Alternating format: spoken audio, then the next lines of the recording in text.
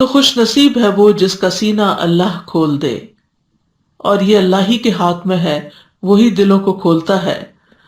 اور خوش نصیبی اس کی مخلوقات میں سے ایک مخلوق بھی ہے۔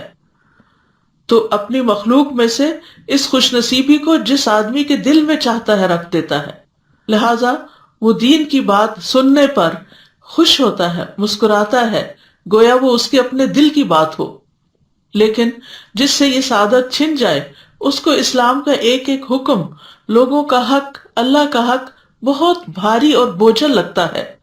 اسی لیے فرمایا وَمَن يُرِدْ أَن يُضِلَّهُ يَجْعَلْ صَدْرَهُ ضَيِّقًا حَرَجًا كَأَنَّمَا يَصَّعَّدُ فِي السَّمَاءِ، یعنی جسے اللہ تعالیٰ گمراہ کرنے کا ارادہ کر لیتا ہے تو اس کی علامت یہ ہے کہ اس کا سینہ تنگ اور گھٹا ہوا کر دیتا ہے، اس کا دل شبہات اور شہوات کے سمندر میں ڈوب جاتا ہے، بھلائی اس تک راہ نہیں پاتی، نہ ہی بھلائی اور نیکی کے لیے سینہ کھلتا ہے،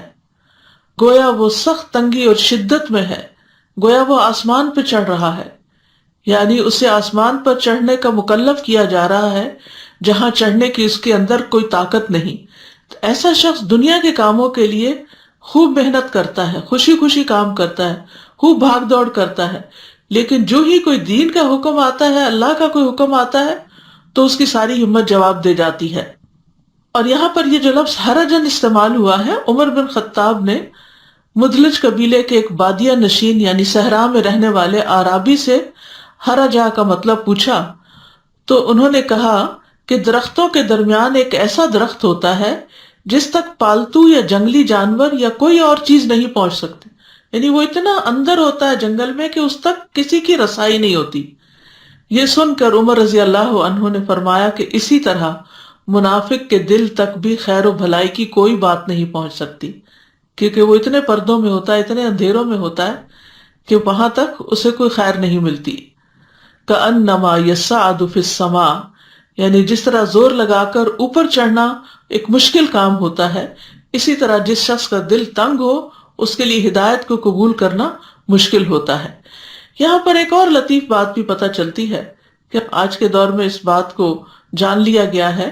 کہ جب انسان بلندی کی طرف چڑھتا ہے تو آکسیجن کم ہو جاتی اور اوپر جانے میں سانس لینا مشکل ہو جاتا ہے۔ 1400 سال پہلے قرآن مجید کے نزول کے وقت کسی کو یہ بات معلوم نہیں تھی کہ گویا وہ آسمان کی طرف چڑھ رہا ہے اور اس کا سینہ گھٹ رہا ہے، تو یہ ایک محسوس بات ہے کہ جو اوپر جاتا ہے سانس کی تنگی کی وجہ سے اس کا سینہ گھٹتا ہے۔ تو اسی طرح مثال دی گئی ان لوگوں کی کہ جن کو دین کی بات یا اللہ کی طرف سے آئی ہوئی بات سن کر ان کا دل کھلنے کی بجائے گھٹنے لگتا ہے، تو ان کے لیے پھر سزا کیا ہے؟ کذالک یجعل اللہ الرجس، اسی طرح اللہ ان پر رجس ڈال دیتا ہے۔ رجس کے معنی ہوتے ہیں گندگی کے۔ ابن زید کہتے ہیں کہ اس سے مراد عذاب ہے، یعنی ایسے لوگوں پر پھر اللہ کا عذاب ہی آتا ہے۔ ابن عباس کہتے ہیں رجس سے مراد شیطان ہے،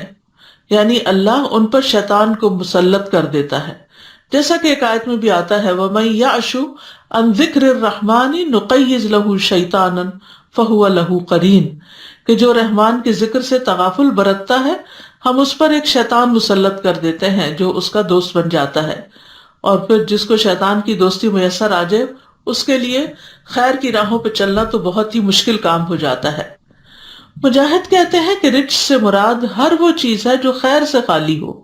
یعنی پھر اللہ سبحانہ وتعالیٰ اس کے ساتھ خیر کا ارادہ نہیں کرتے اور اس کو ایسے کاموں میں لگا دیتے ہیں کہ جس سے کوئی خیر نہیں نکلتی۔ اسلام اور ایمان کے لیے سینہ کھلنے کی ہمارے دین میں بہت اہمیت ہے، کیونکہ سینے کے اندر دل ہوتا ہے اور دل ہی مرکز ہے ہدایت کو قبول کرنے کا، اور اگر سینہ بھچا ہوا ہو تو دل بھی گھٹا ہوا ہوتا ہے اور خیر کی بات اس کے اندر سرایت نہیں کرتی۔